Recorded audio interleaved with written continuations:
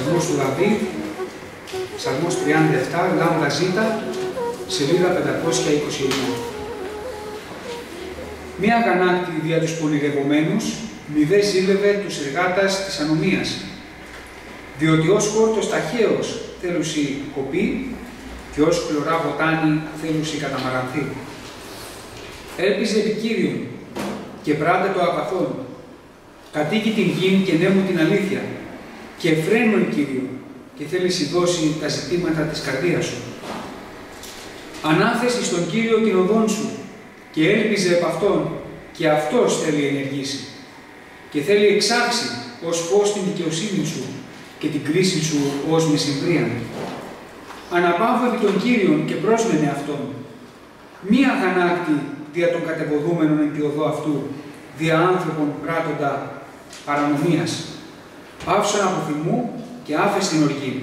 Μη βόλος αγανάκτη, ώστε να πράττεις πονηρά. Διότι οι πονηρευομένοι θέλουν να εξορροπευθεί. Οι δε προσμένονται στον Κύριο, ούτε θέλουν να κληρονομήσει την γη. Διότι έτη μικρόν και ο ασεβής δεν θέλει υπάρχει. Και θέλει ζητήσει τον τόπον αυτού και δεν θέλει βρεθεί. Οι πραείς όμως θέλουν να κληρονομήσει την γη και θέλουν κατατρυφά εν πολύ ειρήνη. Ο ασεβής μηχανάται κατά του δικαίου και τρίζει κατά αυτού τους ορθώντας αυτού. Ο Κύριος θέλει γελάσει από αυτό, επειδή βλέπει ότι έρχεται η ημέρα αυτού. Οι ασεβείς εξέσπασαν ρομφέαν και μέτειναν τον τόξον αυτών, δια να καταβάλωση των φτωχών και των πένητα, δια να σφάξωση τους περιπατούντας εν ευθύτητη. Η ρομφαία αυτών θέλει ελθεί εις την καρδία αυτών και τα τόξα αυτών θέλουν συντριφθεί. Κάλιον το ολίγον του δικαίου παρά ο πλούτος πολλών ασεβών. Διότι ευραχίονης των ασεβών θέλουν συντριφθεί. Τους δε δικαίους υποστηρίζει ο Κύριος. Γινώσκει ο Κύριος τα ημέρας των αμέμπτων και η κληρονομία αυτών θέλει είστε εις τον αιώνα. Δεν θέλουν κατασκευή και όγλυρο και εν ημέρες πίνης θέλουν υποταστεί. Η ιδέα ασεβής θέλουν εξολοθρευτεί και η ευθύ του Κυρίου ως το πάχος των αρνίων θέλουν αναλωθεί. Εις καπνών θέλουν διαλυθεί. Δανείζεται ο ασεβής και δεν αποδίδει. Ο δε δίκαιος ελεεί και δίδει. Διότι οι ευλογημένοι αυτού θέλουν κληρονομήσει την γη. Οι δε κατηραμένοι αυτού θέλουν εξολοθρευτεί.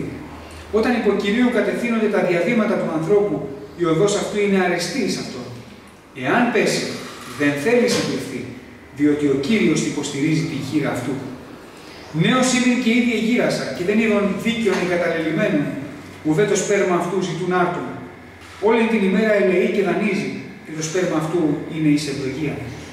Έκλεινον από του κακού και πράτε το αγαθόν και θέλεις διαμένει στον αιώνα. Διότι ο Κύριος αγαπά κρίση και δεν εγκαταλείπει τους οσίους αυτού. Εις τον αιώνα θέλουν διαφυλαχθεί. Το δε σπέρμα των ασεβών θέλει εξορροπευτεί. Οι δίκαιοι θέλουν κληρονομήσει την γη και επ' αυτής θέλουν κατοικεί εις τον αιώνα.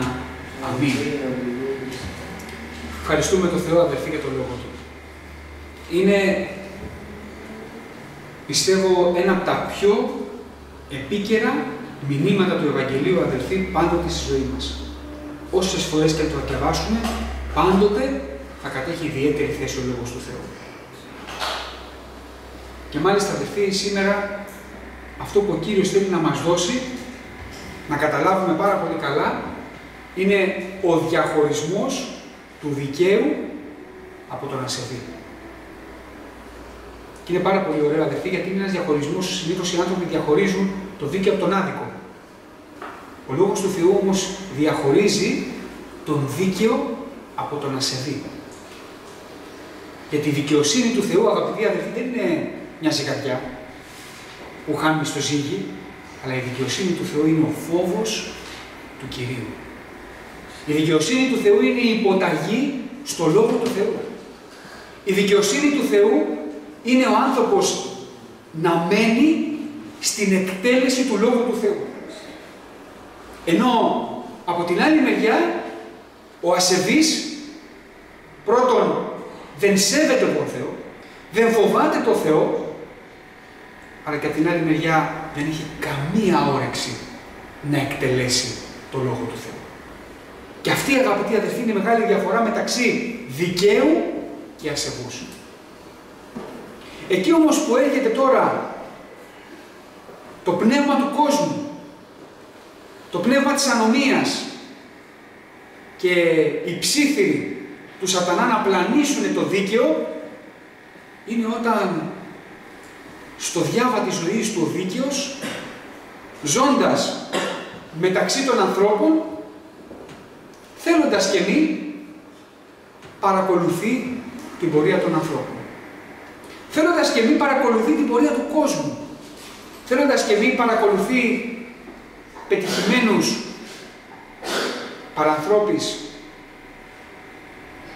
άνθρωπους διάσημους, πετυχημένο πληθυσμό επάνω στη γη, ο οποίος είναι μια μικρή μειοψηφία, που όμως αυτό που φαίνεται δεν είναι αυτό που υπάρχει. Και ο Λόγος του Θεού έρχεται και μας λέει, αδερφοί με παρησία, μία αγανάκτη δια τους πονηρευομένους, μη δε σύλλευε τους εργάτας της ανομίας. Και έρχεται ο Λόγος του Θεού, αγαπητοί αδερφοί, με πάρα πολύ όμορφο τρόπο και με δύο λέξεις να μας περιγράψει τι υπάρχει στον κόσμο. Να μας περιγράψει ότι αυτό που εγώ βλέπω και λέω, πω, τι επιτυχημένος, πόσο καλά πάει, και έχει και εκείνο και έχει και τ' άλλο και έχει και δόξα και φήμη και γνώσεις και έχει φτάσει στο ζενήθ και το ξέρει όλος ο κόσμος, όλος ο πλανήτης. Όλοι περνάνε και τους φύγουνε το χέρι. Κι όμως ο Λόγος του Θεού τον παρουσιάζει με δύο λέξεις. Εργάτης της ανομίας.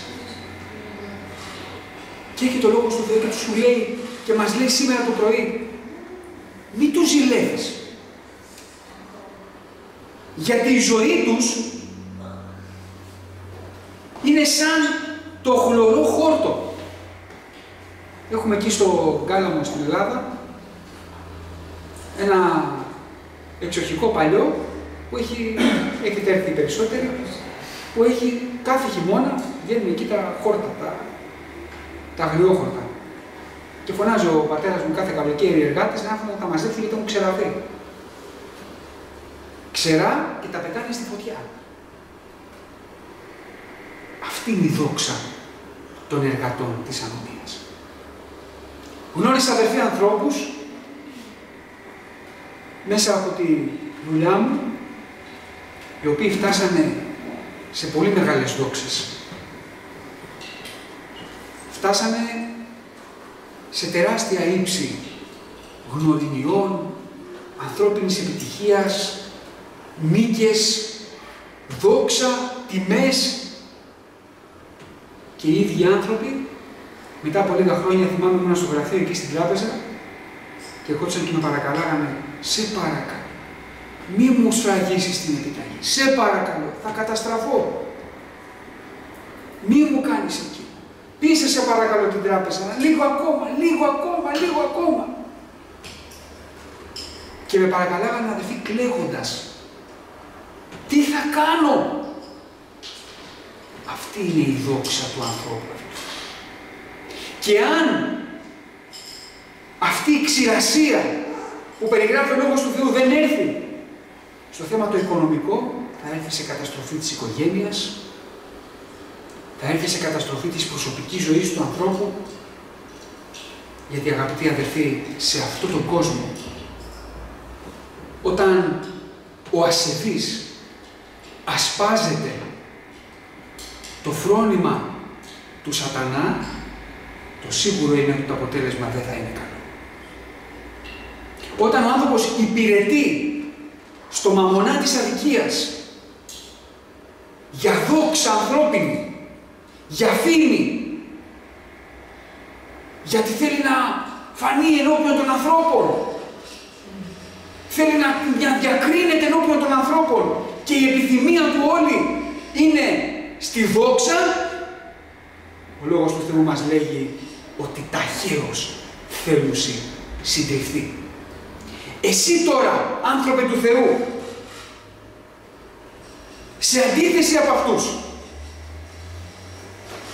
έλπιζε επί Κύριο και πράτε το αγαθό. κατοίκει τη γη και νέμου την αλήθεια. Έλπιζε επί Κύριον. Μην έχεις άλλες ελπίδες στη ζωή σου. Αν έχω ελπίδες, αδελφοί, σε αυτή τη ζωή, το σίγουρο είναι ότι θα κατασχεθώ. Τι να σας πω, ότι το έχω ζήσει μία φορά, δύο, είναι ψέματα. Πολλές φορές. Γιατί είμαστε άνθρωποι, αδελφοί. Και έχουμε πολλές φορές ελπίσει επάνω σε ανθρώπους. Και η ελπίδα αυτή, ξέρετε τι κάνει? Κατεσχύνει. Αλλά τώρα τι λέει ο Λόγος του Θεού? Έλπιζε επί Κύριον. Αμήν, Κύριε. Να ελπίσω, αλλά θέλω κάτι που μπορώ να το δω. Θέλω κάτι που μπορώ να το ακούσω στα αυτιά μου, να μου το πει ένα στο τηλέφωνο. Μη φοβάσαι, είναι όλα καλά. Ανθρωπίνως αυτό θέλουμε. Ανθρωπίνως και δίκαιο είναι να περιμένουμε από κάποιον να ακούσουμε ένα καλό λόγο. Ένα λόγο που να μας στηρίξει, να μας σηκώσει, να πούμε «Α, Κύριε, σε ευχαριστώ. Μου το είπε αυτός ο άνθρωπος, όλα καλά, δόξα στον Κύριο». Πολλές φορές το έχουμε ακούσει, αδελφοί. Πολλές φορές το έχουμε ελπίσει. Θυμάμαι, είχα πρωτοέρθει εδώ στην Αυστραλία,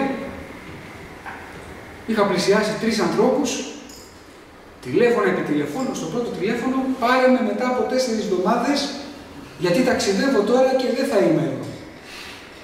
Περιμένω 4 εβδομάδες, πάρε με μετά από 2 εβδομάδες, γιατί ακόμα δεν έχω πάει στο γραφείο. 6 εβδομάδες, σύνολο. Πάρε με μετά από 1 εβδομάδα για να συναντηθούμε. Παίρνουμε μετά από 1 εβδομάδα. Συναντιόμαστε. Είπαμε τις ιστορίες της Ελλάδας, άντε να πας στο καλό, μάθε τα αγγλικά και τα ξαναλέμε. Η ελπίδα κατεσχύθηκε. Έλπιζε επί Κύριον. Έλπιζε επί τον Κύριο. Ο Κύριος ένα πράγμα μόνο σου ζητά. Ένα πράγμα. Ποτέ ο Κύριος δεν θα σε απογοητεύσει όταν ελπίσεις σε Αυτόν. Αλλά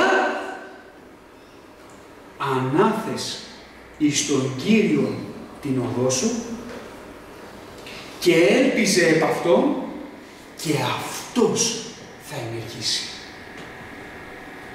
Αδελφοί, μοναδικές υποσχέσεις. Πείτε μου έναν άνθρωπο που μπορεί να μας πει έλα τώρα, ανάθεσε τη ζωή σου σε μένα και εγώ θα ενεργήσω.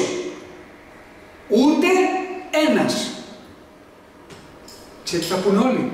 Να πάρω εγώ την ευθύνη? Για κανέναν. Για κανέναν. Και κανείς, αγαπητοί αδελφοί, δεν έχει την παρησία σαν τον Κύριο να πει ανάθεσε τη ζωή σου επάνω. Κανένας. Μόνο ο Χριστός έχει αυτή την παρησία να ζητήσει από όλους μας σήμερα, αδελφοί. Σαν άτομο, σαν οικογένειες και σαν εκκλησία, να αναθέσουμε τη ζωή μας σε Αυτόν, να ελπίζουμε εις Αυτόν και Αυτός θα ενεργήσει. Και όχι μόνο, οι άνθρωποι, θυμάστε, λέγαμε πριν, αναζητάνε τη δόξα. Ο Κύριος όμως τι λέει? Και θέλει εξάξει ως φως τη δικαιοσύνη σου και την κρίση σου ως μεσημβρία.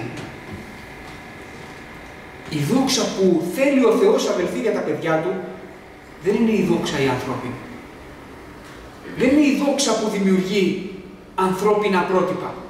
Να γίνω σαν και εκείνο. Να γίνω σαν και αυτήν. Να γίνω σαν και αυτόν. Πω και τι όμορφος είναι εκείνος και τι όμορφη είναι εκείνη και τι πλούσιος είναι αυτός.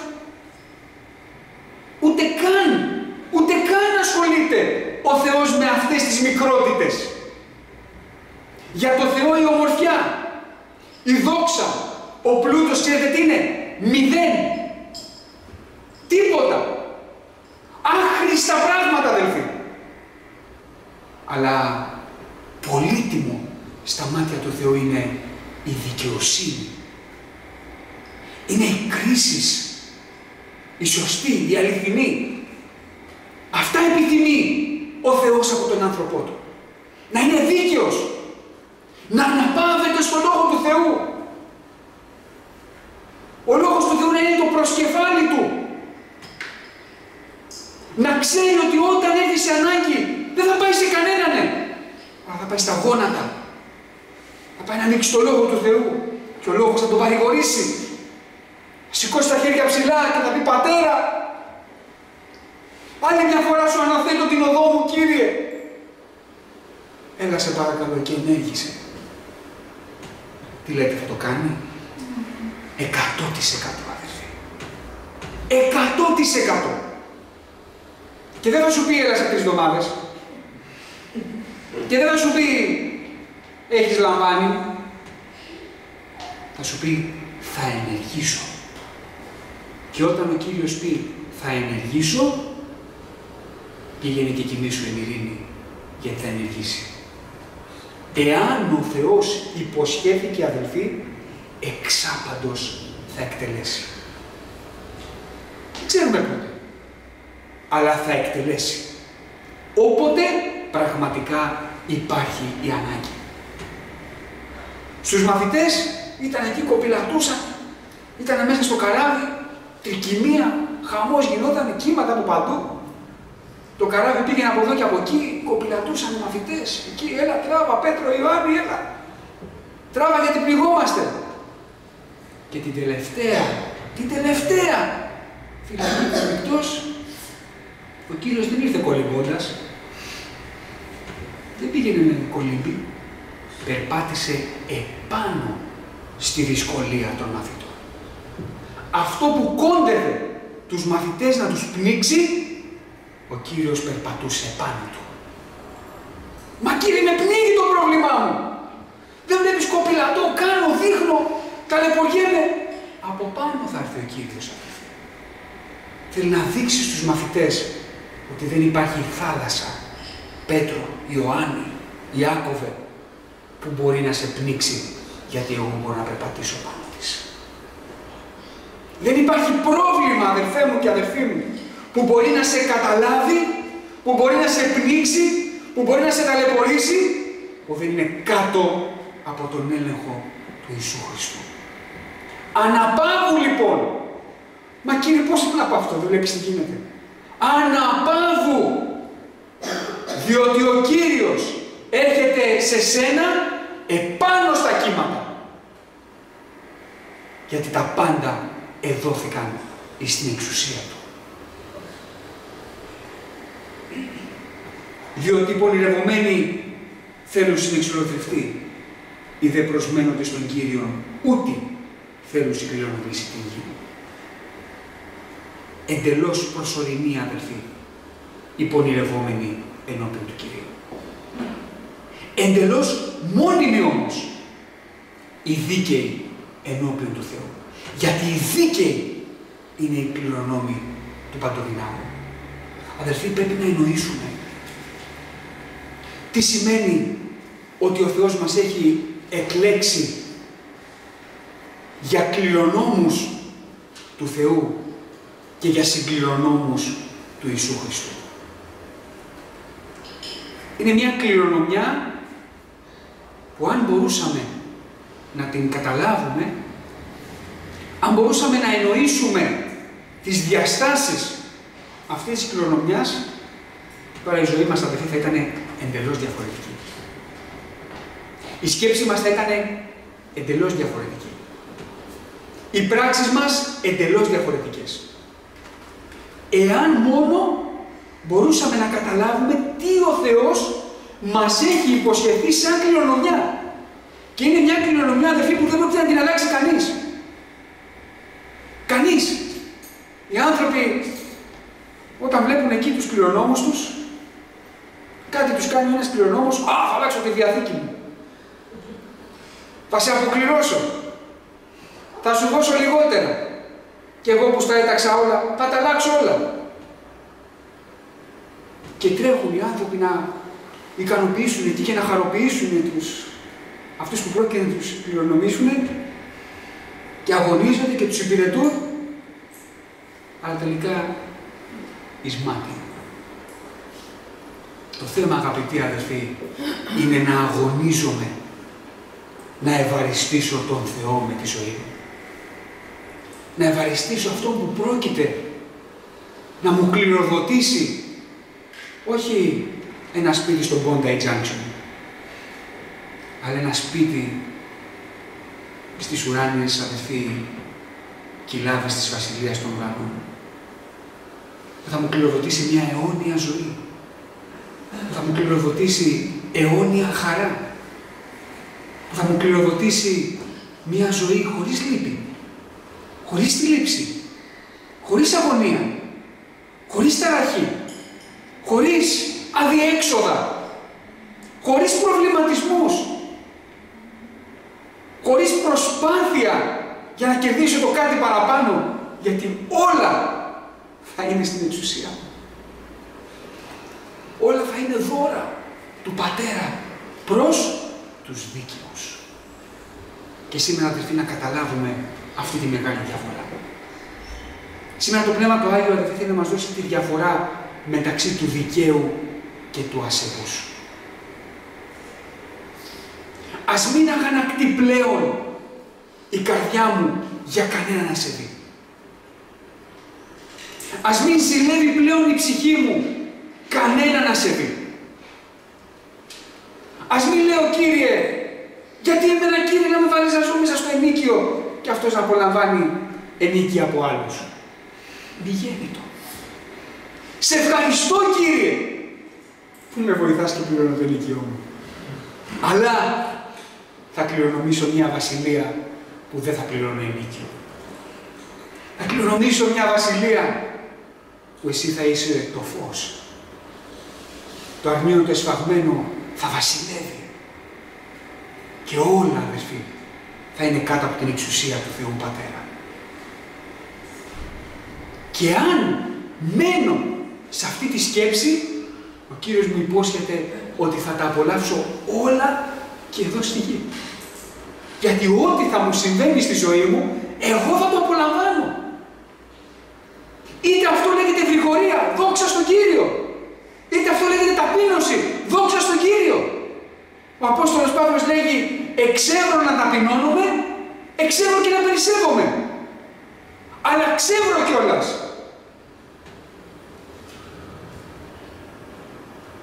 Ότι δεν είδω ποτέ το δίκαιο εγκαταλελειμμένο. Ποτέ. Ουδέ το σπέρμα αυτού να ζητάει άρτο. Ποτέ.